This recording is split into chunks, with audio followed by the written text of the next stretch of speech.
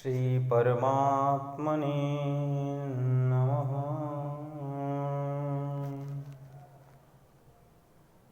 बंधुओं एवं सुहृद सज्जनों, वास्तव में श्रीमद् भगवद गीता का महात्म्य वाणी द्वारा वर्णन करने के लिए किसी भी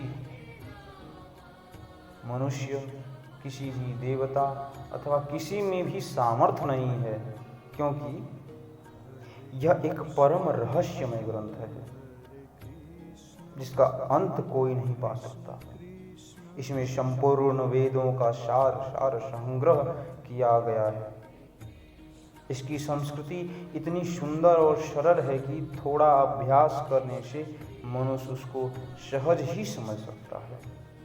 अर्थात गीता जी इतने सरल भाषा में वर्णित हैं कि इसको कोई भी आसानी से पढ़ सकता है, परंतु इसका आशय, इसका तत्व, इसका सार इतना गंभीर है, इसका आशय इतना गंभीर है कि आजीवन निरंतर अभ्यास करते रहने पर भी अंत नहीं आता।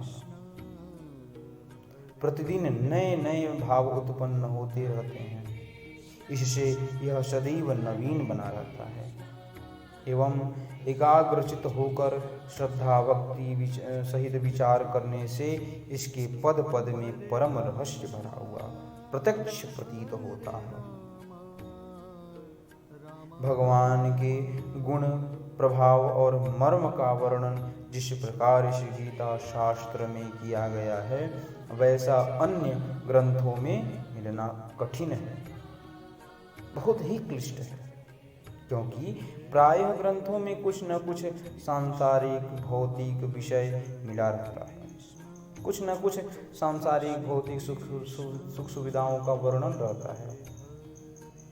भगवान ने श्रीमद् भगवद गीता रूप एक ऐसा अनुपमेय शास्त्र कहा है कि जिसमें एक भी शब्द सदुपदेश से खाली नहीं है। अर्थात कोई भी ऐसा शब्द नहीं जिसमें उपदेश ना भरा हो, इसमें कोई प्रेरणा ना हो।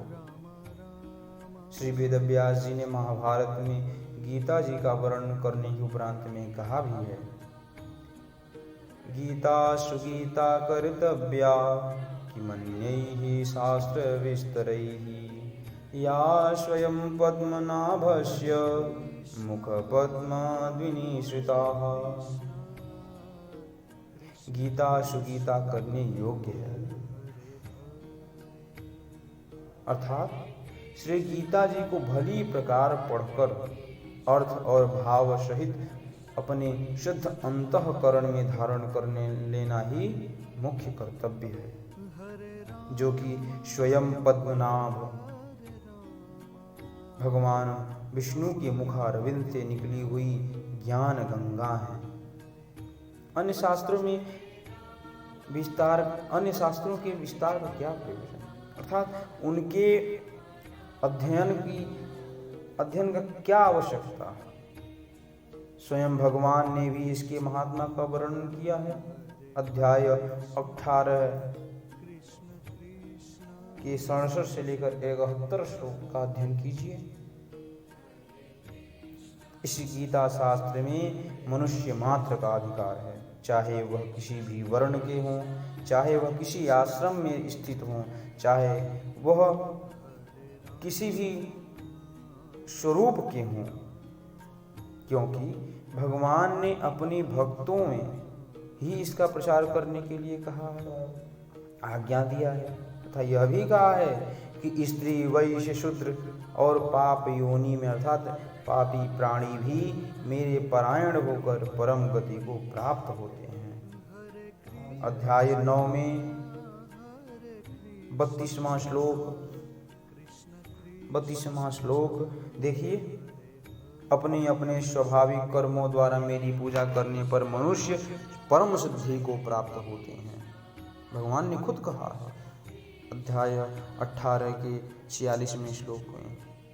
इन सब पर विचार करने से यही ज्ञात होता है कि परमात्मा की प्राप्ति में सभी का अधिकार है। सब लोग परमात्मा को प्राप्त कर सकते हैं, परंतु भगवान नाम चिंतन में एकाग्र होना पड़ेगा। परंतु उक्त विषयों की मर्म को न समझने के कारण बहुत से मनुष्य,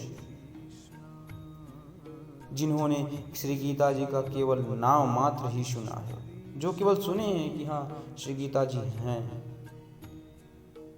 ऐसा बस केवल सुनने मात्र से ही वो लोग क्षुब्ध बुद्धि वाले, अल्प बुद्धि वाले कह दिया करते हैं कि गीता जी तो केवल सन्यासियों के लिए हैं। वे अपने बालकों को भी इसी भय से गीता जी का अभ्यास नहीं कराते कि गीता के ज्ञान से कदाचित लड़का घर छोड़कर सन्यासी न हो जाए, किंतु उनको विचार करना चाहिए कि मोह के कारण छात्र धर्म से विमुख होकर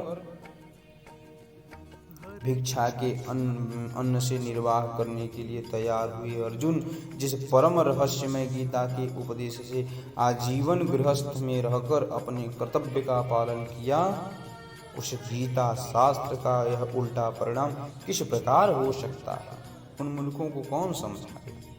अतएव कल्याणकारी अपनी हित की इच्छा रखने वाले, इच्छा चाहने वाले मनुष्यों को उचित है कि मोह का त्याग कर अतिशय श्रद्धा भक्ति पूर्वक अपने बालकों को अर्थ और भाव सहित श्री गीता जी का अध्ययन कराएं।